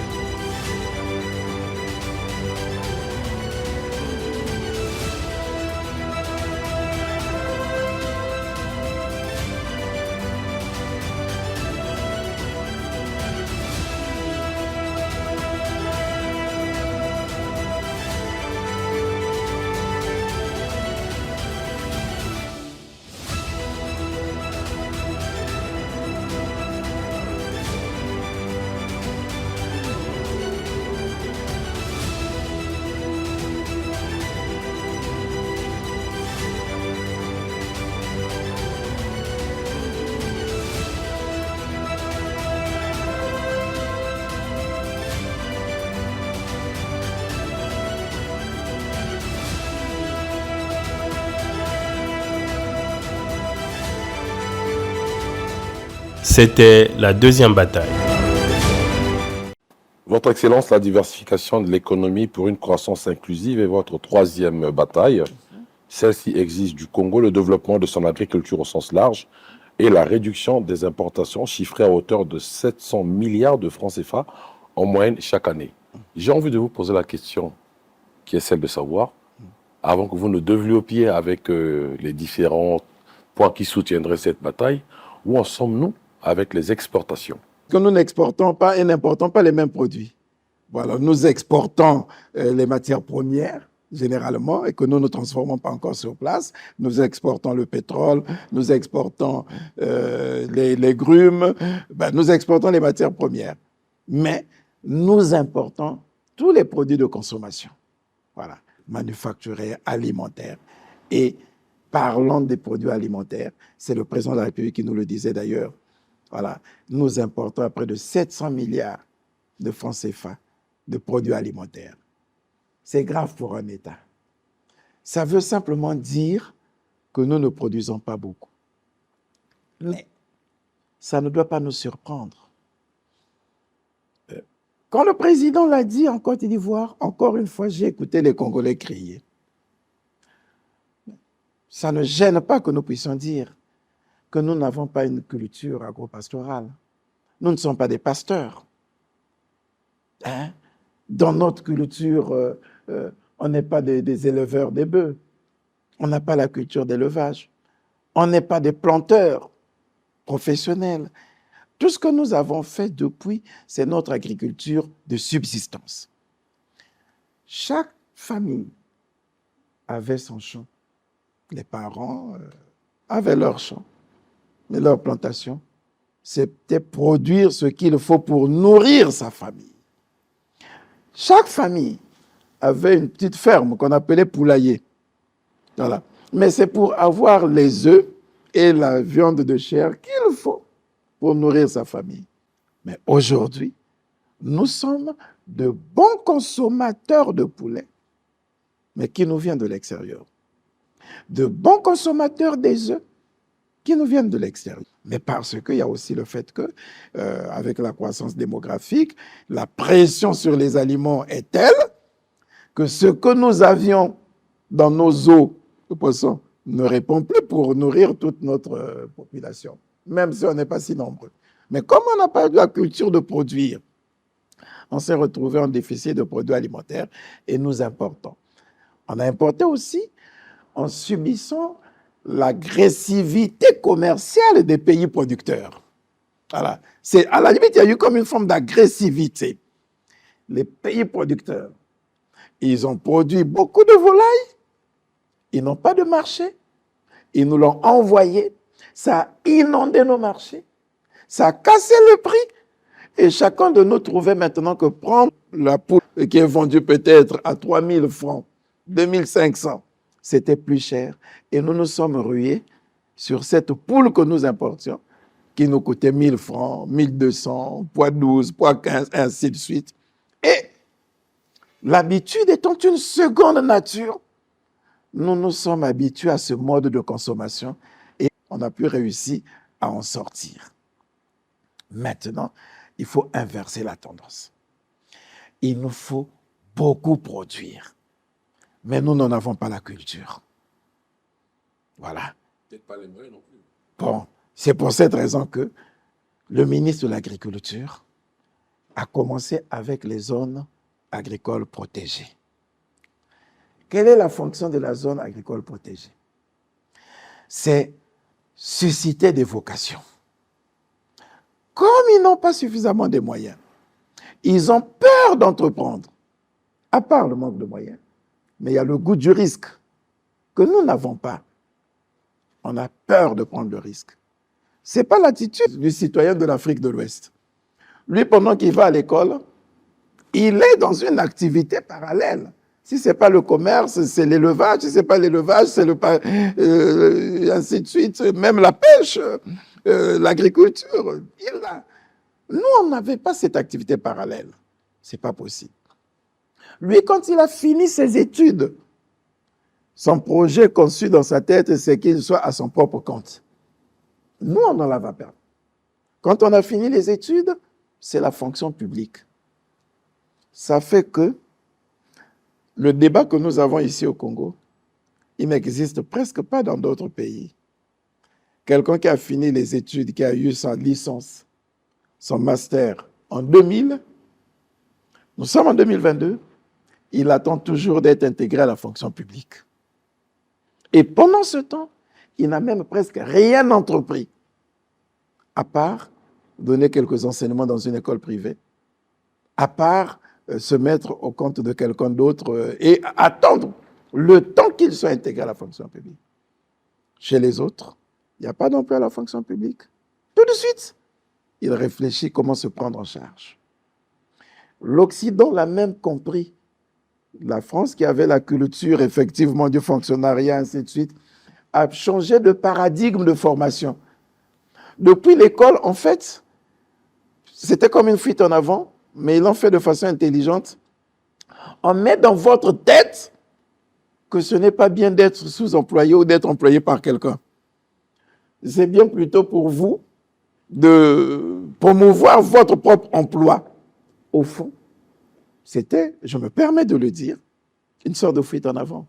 Parce que les pays savaient qu'ils ne réussiront pas à garantir les emplois à tout le monde. Il faut déjà les pousser vers la création d'auto-emploi. On a modifié ces paradigmes. Mais eux, ils ont une culture agricole depuis. On ne le dira pas. Nous, c'est peut-être parce que la nature nous a tout donné. Une grande superficie. On n'est pas nombreux. On a la mer. On a les fleuves. On a les cours d'eau. On a la forêt. On a la savane. Tout était à notre portée. Et on a continué comme ça. Eux, ils se sont retrouvés nombreux. Un territoire réduit. Il faut nourrir tout le monde. Ils ont investi leur propre territoire. Ils n'ont pas de mer, ils n'ont pas d'océan. Je crois que c'est un pays qui n'a pas d'accès sur la mer. Voilà. Donc, l'instinct de survie a amené certains peuples à être entreprenants. Nous, non. C'est maintenant que nous voulons développer l'instinct de survie. On n'a pas cédé des terres. On n'a pas cédé des terres. Non, et puis ne soyons pas susceptibles à ce point, non. On a besoin de former nos Congolais à la culture entrepreneuriale, à la vocation agricole. Il faut susciter des vocations. On les met au travers d'une zone agricole protégée. Vous êtes une coopérative, ok. Vous êtes 20, d'accord. Est-ce que vous avez un espace de terre? Oui, c'est ce que fait le ministre des Affaires foncières. On réserve des terres, ce qu'on appelle les réserves foncières de l'État. Il dit, ok, nous avons une réserve foncière. Bon, il y a des jeunes qui veulent avoir une zone agricole protégée. S'ils ne l'ont pas dans la réserve foncière, ils les ont peut-être même dans leur localité là-bas. On négocie pour eux. Si vous êtes dans votre village, c'est que vous pouvez avoir accès à cette terre. D'accord. Vous faites votre activité, votre coopérative. On vous donne des semences.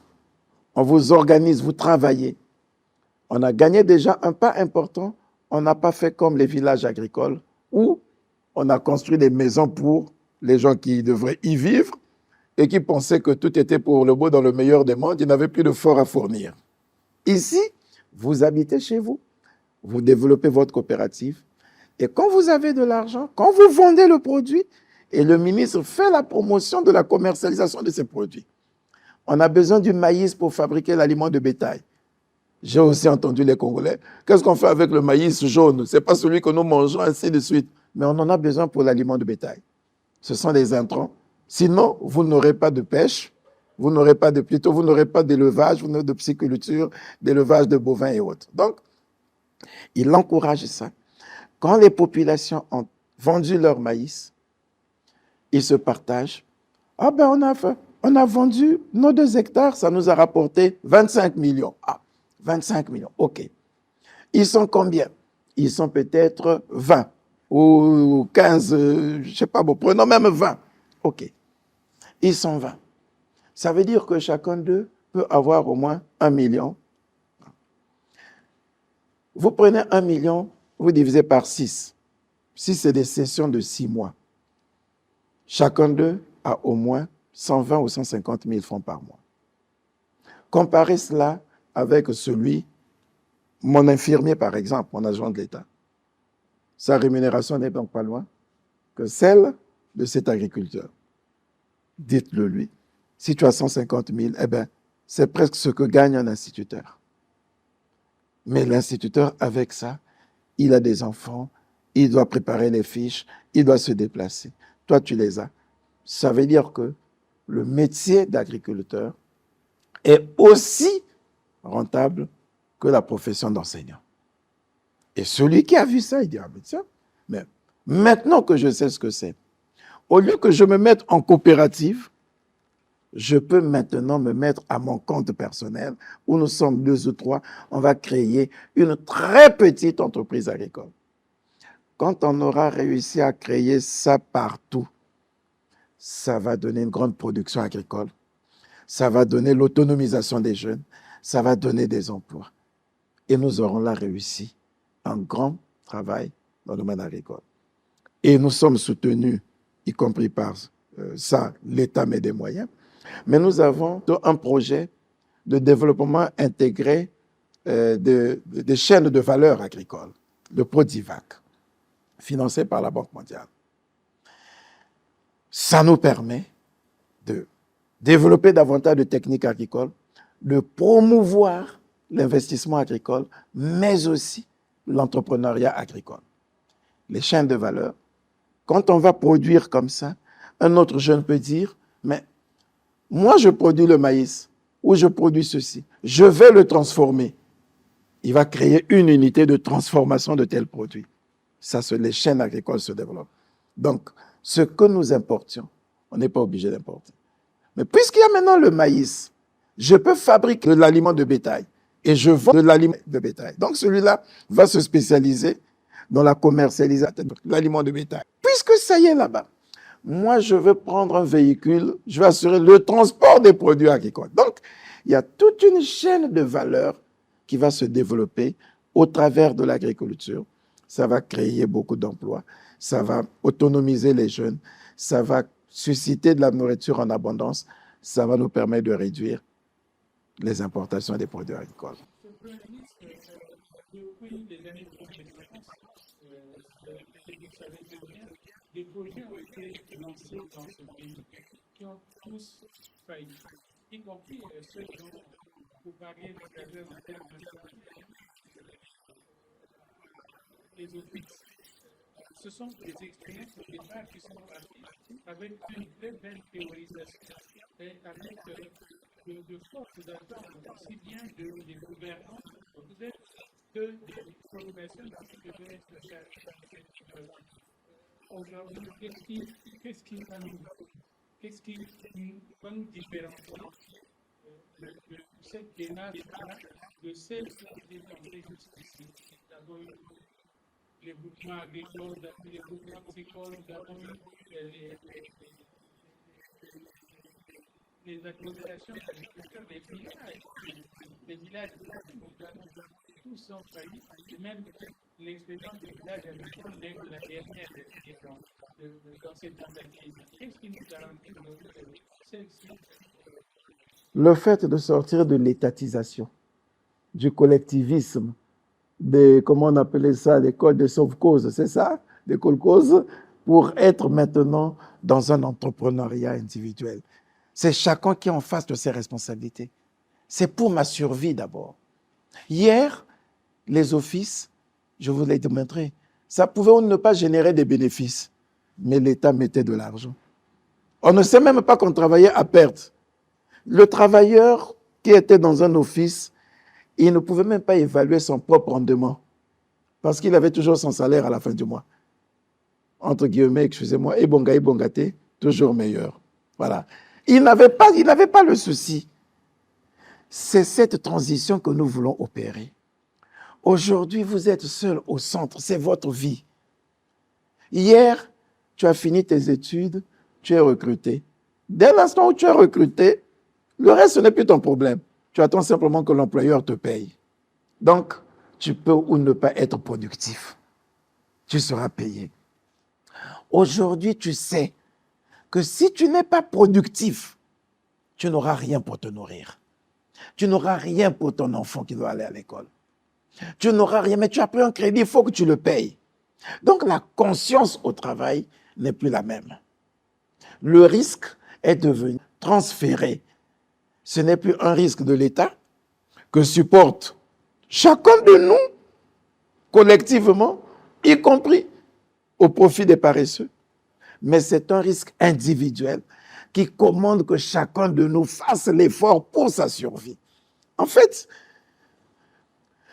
nous sommes en train d'aller, nous sommes dans une transition vers un nouveau modèle économique. Mais le gouvernement nous y amène avec méthode. On ne veut pas le faire de façon brutale parce que on risque de se casser tous la figure, y compris le gouvernement. On est en train de le faire de façon méthodique pour amener chacun de nous à une véritable prise de conscience. C'est la même chose, je vous l'ai dit. C'est-à-dire, les offices, c'est quoi? C'est l'argent que chacun de nous payait, nos impôts, qui devaient nous permettre de construire des écoles. On n'a pas construit des écoles. On a financé une production agricole qui n'était pas rentable. Voilà. Qui n'était pas rentable pour permettre aux populations d'avoir des produits à un prix moindre. Et la population en a profité pour être davantage, si j'utilise le mot paresseux, vous allez réagir, pour être moins productif, voilà. Il ne sait pas améliorer. Aujourd'hui, c'est autre chose. Ne compte plus sur l'office qui doit te donner un emploi. Crée ton emploi par le travail que faisait l'office. Si tu as un hectare de cacao, sache que cet hectare de cacao peut te nourrir et nourrir ta famille et te rendre riche. Le monsieur que le président a rencontré en Côte d'Ivoire dit, on est parti d'un plant de cacao à une plaquette de chocolat. C'est un effort. Voilà comment il vous explique le processus. Nous aussi, c'est ça. Et avec le projet de développement intégré des chaînes de valeur agricoles, le PRODIVAC, on développe toute cette chaîne de valeur. Ce qui revient à dire que le gars qui plante son cacao, il est sûr qu'un autre jeune viendra le lui acheter et développera un projet de transformation de ce cacao. Si ce n'est pas directement au chocolat, mais un produit intermédiaire. Parce que ce jeune qui va développer cette chaîne de valeur va avoir du bénéfice, va se nourrir de ça. Et nous aurons beaucoup de jeunes dans l'agriculture. Donc, vous avez raison. Hier, nous le faisions sous une forme étatique. C'est l'étatisation, c'est le collectivisme, c'est une culture que nous avons héritée. Aujourd'hui, le monde entier est allé très vite vers le libéralisme. Même ceux qui nous avaient précédés dans le collectivisme, là, ils ont vite évolué. La Chine, c'est devenu presque un État libéral, qu'on ne se trompe pas. Voilà. Donc, nous sommes en train de travailler à ça pour que chacun de nous soit responsable désormais de sa propre vie. Voilà. Mais l'État accompagne, crée le cadre. Je vous ai dit, pour réduire le risque du citoyen, l'État va abonder les banques. Voilà. Mais ce qu'on attend des banques, c'est qu'elles gardent la même rigueur. Je pense qu'on a fait le tour de toutes les questions. Moi, ce que monsieur nous avons les zones économiques spéciales. Oui, les zones la économiques diversification de l'économie passe par les zones économiques spéciales. C'est un engagement.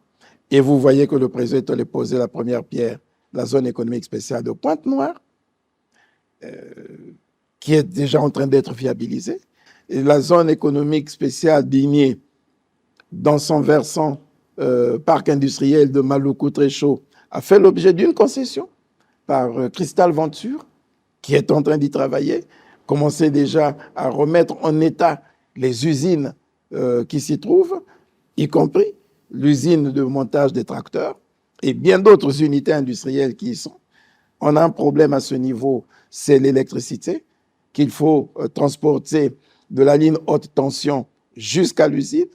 Et là également, nous avons un financement de la BADEA et qui a été retardé parce que dans le cadre du programme, il nous fallait nous assurer que ce sera un taux concessionnel et que le FMI ne va pas nous opposer une fin de non-recevoir. Donc, mais je pense que le dossier est en train d'être avancé. Lorsqu'on aura réussi le transport de l'électricité dans cette zone, elle va être rendue opérationnelle. Vous avez déjà des entreprises qui y sont. Voilà. Donc, il y a le développement de l'agriculture.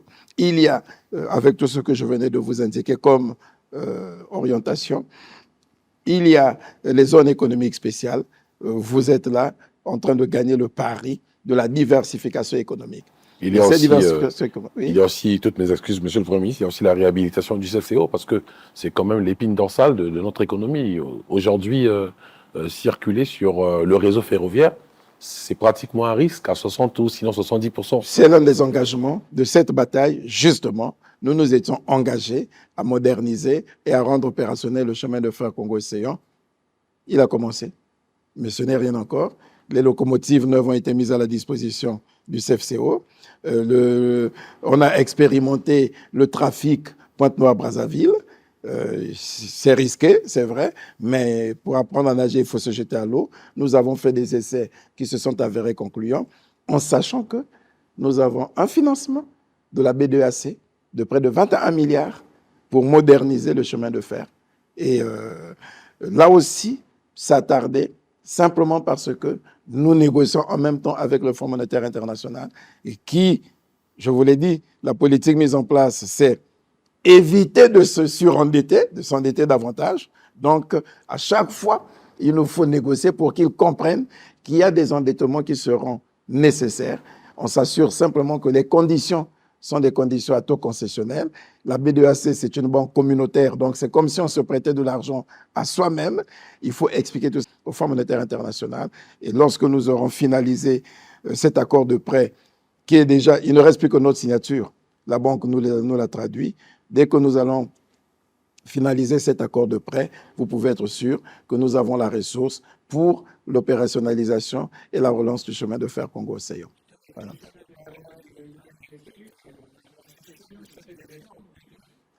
S'il y a, ah oui, bien sûr, il y a des barrages hydroélectriques que nous avons déjà concédés au privé pour améliorer la qualité de la production énergétique.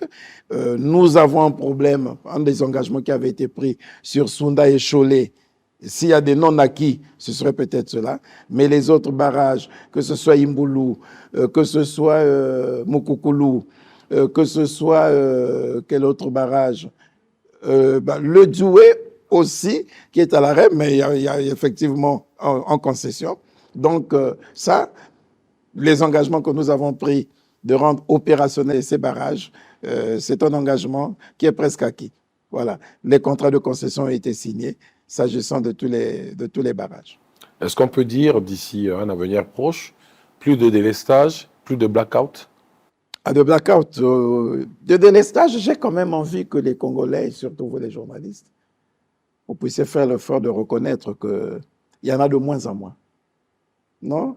Vous pouvez apporter la contradiction ici. Hein? Vous savez, en 2020, je n'ai même pas envie de dire en 2021, jusqu'en 2021 et peut-être même jusqu'en 2022, ce qu'on appelait le délestage, c'est le courant distribué par jour même dans un quartier. Aujourd'hui, vous avez le courant pendant 2 ou 3 jours. Demain, ce n'est pas chez vous. C'est les ruelles de l'autre côté ou bien le quartier en face. Non, ce n'est pas ça. Vous n'avez pas vécu ça peut-être. Hein? C'est ça. Est-ce que c'est ce que vous vivez encore aujourd'hui? Non. Comment? Ah ben, plus ou moins. Donc, c'est déjà une évolution. Vous avez vu l'installation de transformateurs un peu partout. La réhabilitation de la centrale de Tchelampo, voilà, où on a équipé de nouveaux transformateurs pour éviter effectivement que nous ayons, y compris même que ça puisse réduire les risques de blackout, parce que ce que nous vivons aujourd'hui, ce sont des blackouts. Mais ce n'est pas le délestage. Il y en a encore, je ne dis pas que c'est totalement écarté, mais de moins en moins, les délestages que nous avons connus tels que je venais de vous le décrire. Voilà. Et nous avons réussi à connecter à l'énergie, à l'électricité nationale, près d'une trentaine de petites localités. Voilà, près d'une trentaine de localités rurales. Voilà, c'est pas rien. Donc, on a réussi à amener l'électricité dans des localités qui n'en avaient pas. Si vous voulez, je ne les ai pas de tête, mais je peux vous les citer. Voilà, je préfère être concret. Il est permis d'avoir un papier, n'est-ce pas? Voilà. Voilà. 25 nouvelles localités rurales ont été électrifiées. Lekana, Yamba, Fouati, Bokosongo, Inkwele, Ongoni, Luango Centre, Lemba, Lubu, Matombi, Betou, Komono, Bambama, Njeno, Ntsu, Kebara, Lage, Ye, Bambou Mingali, Mbamba, Imbimi, Massa, Makana, Swanke et Pikunda. Voilà. Qui ont été justement connectés à l'énergie nationale. Ce n'est pas rien. Et le travail se poursuit dans bien d'autres localités. Yinda, Madingokai, bien d'autres localités que je ne pourrais pas citer. Et vers la cuvette aussi avec la zone de Mosaka. Bien sûr, bien sûr. Voilà. À Betou, vous me direz, dans la Likwala, nous sommes encore sur des générateurs, mais ça permet au moins d'avoir de l'électricité, mais avec toute l'ambition du programme que nous avons. Le développement, c'est l'électricité. Et c'est pour cette raison qu'on y travaille, et le président de la République l'avait mis d'ailleurs en bonne place dans son projet de société. En dehors des 6 piliers, c'est parmi les domaines d'accompagnement qui puissent permettre effectivement le développement de ces 6 piliers. De l'autre côté, il y a de l'eau. Jusqu'à présent, à Brazzaville, Pointe-Noire, les grandes agglomérations, l'eau au robinet, c'est vraiment de l'or. Sinon, quand ça coule, c'est ce qu'on appelle chez nous du jus de gingembre. Qu'est-ce qu'on en fait, monsieur le Premier ministre? Parce que le développement, c'est l'électricité et l'eau quand même. Oui. Avec le balai de bidon qui ne cesse jamais. C'était le transport de l'eau qui posait problème. Il y a encore des défis, il y a des choses à faire, mais ce qui est fait n'est pas encore à négliger. Voilà. Et on va arriver avec un système de pose de compteurs, tant d'électricité que d'eau, pour que désormais nous puissions payer au juste prix nos consommations et que ça nous rende davantage rigoureux.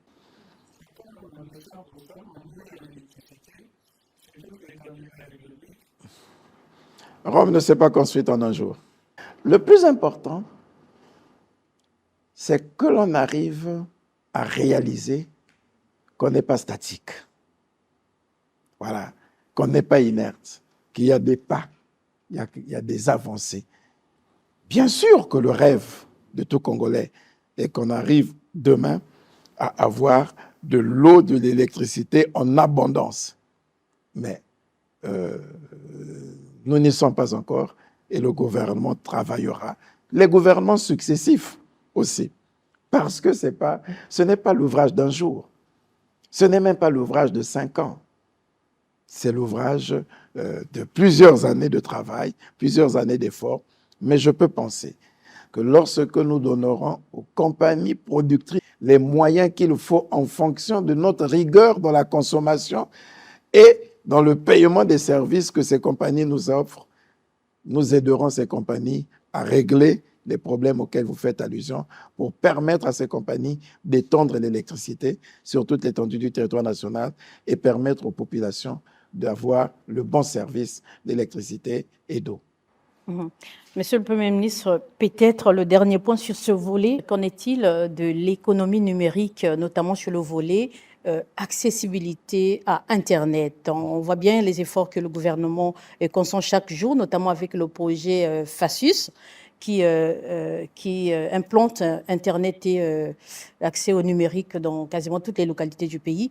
Mais le problème, c'est que l'accès à Internet est encore un problème parce que ça coûte encore cher par rapport au train de vie de la population et surtout qu'il s'agit d'encourager les jeunes à la création d'emplois, à s'occuper autrement, mais ça coûte encore cher. Est-ce que vous avez des politiques dans ce sens pour réduire le coût d'Internet en République du Congo? Bon, je n'ai pas encore fait l'étude comparée pour savoir si c'est plus cher au Congo que dans les pays voisins. Mais je sais simplement que le gouvernement a beaucoup œuvré à réduire le coût de l'accès à l'Internet dans le pays, parce que j'avais dit dans mon programme d'action du gouvernement que cette génération, c'est la génération Z. Voilà, c'est la génération du numérique. Et c'est pour cette raison que nous faisons l'effort de connecter le maximum des localités au numérique. 160 localités sont connectées aujourd'hui sur Internet. Sur combien? C'est 160, oui, mais... Oui, mais si vous enlevez Brazzaville et Pointe-Noire, il est vrai que vous avez près de 3000 villages dans le pays. Voilà.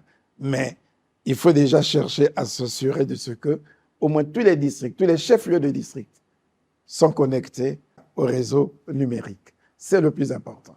Voilà. Maintenant, on continuera le travail. Je suis vu avant-hier dans le district d'Ongabé. Voilà. Donc, au-delà d'Ongabé, Kunzulu, connecté au numérique, ce n'est pas rien, madame. Ce qui revient à dire qu'on a déjà gagné le pari du numérique dans les grandes villes. Brazzaville, Pointe-Noire, Dolisie, Owando, voilà, Ouesso. Dans tous les chefs, dans les grandes villes, vous avez réussi à gagner le pari du numérique. Et ce sont ces grandes villes qui regorgent le plus grand nombre de notre population. Alors, si sur une population de 5 millions d'habitants, vous avez déjà 3 500 000 qui ont accès au numérique, on ne peut pas dire que ce n'est rien. Le but du jeu, c'est de tout faire pour amener le numérique dans les localités reculées. Mais là, c'est un grand travail qui doit être fait par l'État. C'est un investissement lourd parce qu'aucun opérateur privé n'ira juste dans ces localités pour donner l'accès au numérique, sachant que ça ne sera pas rentable. Voilà. C'est pour cette raison que nous avons mis en place un dispositif que nous faisons pour les postes, pour la communication, pour permettre effectivement à l'État de financer ces localités. On est à 160 aujourd'hui, on aimerait en avoir encore un peu plus, mais pour le moment, cet effort n'est pas négligé. Voilà. Nous avons une loi sur les startups, voilà, qui permet aujourd'hui d'avoir un certain nombre de jeunes qui peuvent tout de suite créer leur start-up. Ce n'est pas rien. Et nous avons justement sécurisé les projets start-up des jeunes pour éviter qu'ils ne soient l'objet de contrefaçon, de piraterie, ça et là, pour que leurs projets soient protégés. C'est important. Nous avons mis en place le CARIA, le Centre africain de recherche en intelligence artificielle. Donc, c'est une bataille en termes d'encadrement de la jeunesse et qui est vraiment une bataille presque réussie, sinon en cours d'acquisition. Voilà, Monsieur le Premier ministre, je pense que par là, nous mettons donc un terme à cette première partie de cette émission consacrée au décryptage et à l'évaluation de vos 12 batailles présentées en 2021 à l'Assemblée nationale. Je pense que nous avons fait le tour de toutes les questions liées à ces 3 premières batailles, notamment la santé, la politique économique équilibrée et plus la diversification économique. Je ne sais pas si vous avez un dernier mot pour édifier, sinon fixer nos téléspectateurs sur votre travail, notamment sur ce volet que nous avons évoqué aujourd'hui. Juste rappeler que s'agissant de cette bataille, par exemple, nous avons 14 engagements qui peuvent être considérés comme acquis, 7 qui sont en cours d'acquisition. Voilà. Donc, nous avons peut-être 3 engagements qui ne sont pas encore acquis. Non acquis, il y en a 3. Vous avez 14 acquis et 7 en cours d'acquisition. Et les 3 engagements non acquis, c'est les barrages de Sounda et de Cholet. Mais pour le reste, on peut considérer que ce sont des engagements qui sont acquis et qui peuvent nous dire que pour cette bataille, nous sommes en voie de la remporter.